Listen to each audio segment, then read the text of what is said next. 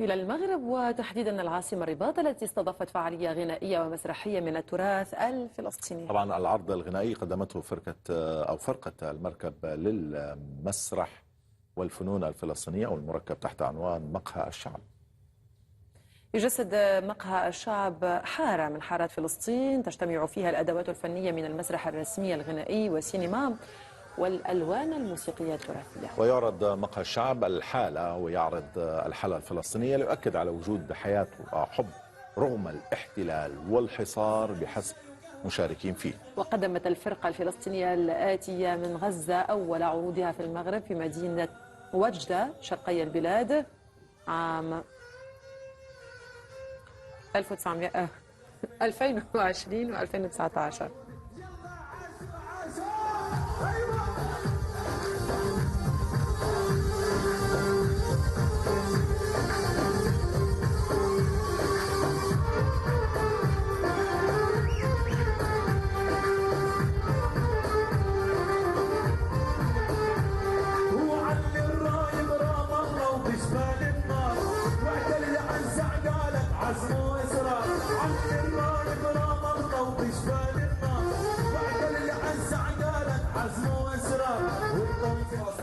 تعال يا عندلي، تعال.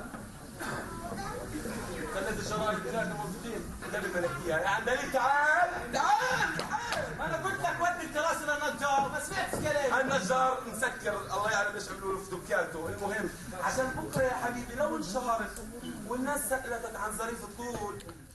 معنا مشاهدينا من الرباط محمد حسين قاسم مخرج فعالية مقهى الشعب الفنية. محمد أهلا بك معنا. صباح الخير. صباح الخير محمد، يعطيكم العافية. عليتوا الكوفية في الرباط. أهلا بك وصباح الخير عليكم وعلى كل متابعي قناة العربي. محمد، حدثنا أكثر عن هذا العمل. برأينا مثل يعني عمل فني مسرحي غناء، ولماذا الرباط أو المغرب تحديدا بشكل عام؟ مقهى الشعب هو أوبريت في مجموعة من الأدوات الفنية بقالب مسرحي. الدبكة الفلسطينية، الاستعراض، الغناء. مقهى الشعب بدايته كانت في مدينة وجدة باعتبارها عاصمة الثقافة العربية. الفرقة تحمل اسم المركب الفلسطيني، هذا المركب الذي يعني لم يستطيع الإبحار في بحر غزة. فمن خلال الإرادة والعزيمة اللي كانت في داخلي أنا وصديقي أنس أبو عيطة، يعني كنا بنتأمل وبنحلم إنه إحنا يعني نبحر في عرض هذا الأوبريت في كل العالم. فكان المرسى الأول في مدينة وجدة، وكان بعنوان المرسى الأول باعتبارها عاصمة الثقافة العربية.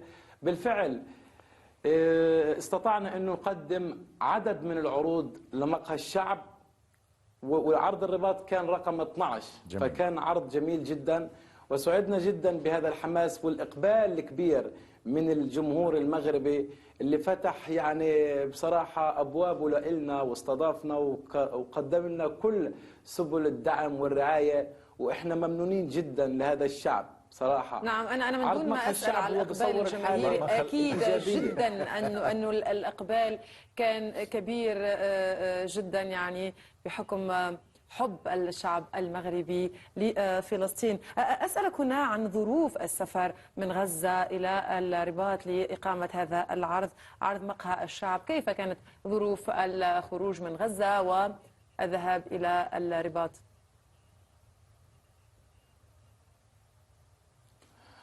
والله يعني احنا تقريبا من مدة موجودين في المغرب.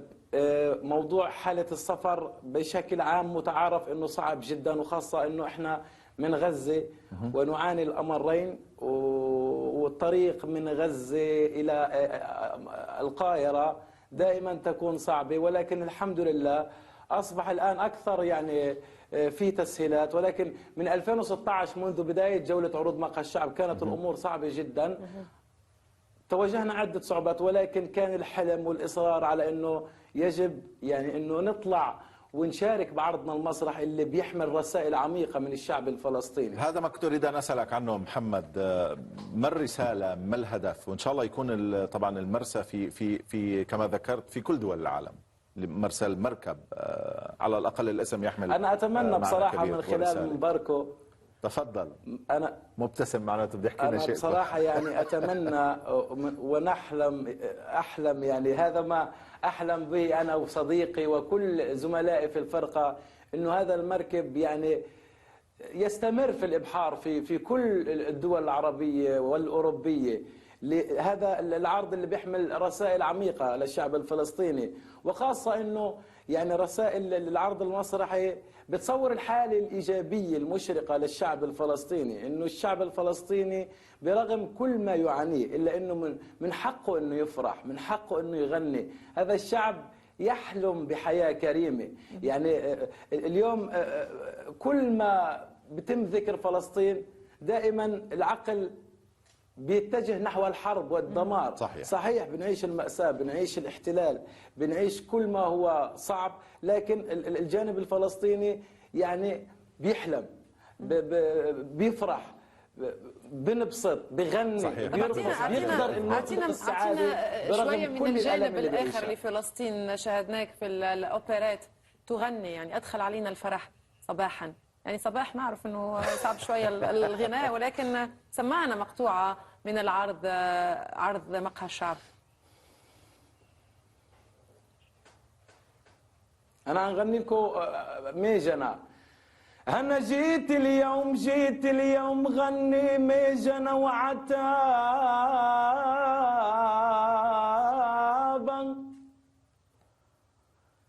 قال لي أنه التلفزيون العربي قمر وبليلته ما غاب،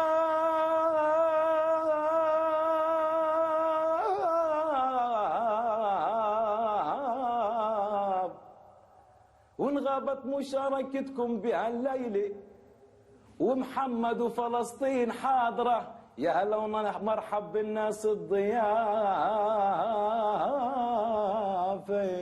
الله ويسعد مساكن يسعد صباحكن يا حبايب قلبنا. يسعد صباحكم يعطيك العافية يا محمد. احنا حنستضيفك على طول محمد، على طول معنا. إن ما شاركنا في الليل نحن موجودين معك في الصباح. طبعا نتمنى لكم كل التوفيق، وان شاء الله كما ذكرت محمد نتمنى ان تصل الرساله. حبيت اسال اذا عندهم عروض اخرى قادمه. ذكرت محمد بان هذا العرض هو العرض رقم 12 لمقهى الشعب، هل هناك برنامج اخر لعروضكم؟ والله احنا نتمنى لانه بعض الصعوبات نجدها في دعم العروض، ولكن بمجهودات شخصيه الحمد لله وبعد تعاون بعض من الزملاء والأصدقاء نستطيع يعني تقديم عدد من العروض. الآن نطمح بأنه نقدم جولة عروض في الأقاليم الجنوبية، وإن شاء الله يعني ننجح بتقديم هذه العروض، ونتمنى كيف ما قلت لك إن شاء الله أنه نقدم مزيد من العروض ذلك في الدول العربية ونيجي لعندكم إن شاء الله. نتمنى ذلك بالفعل.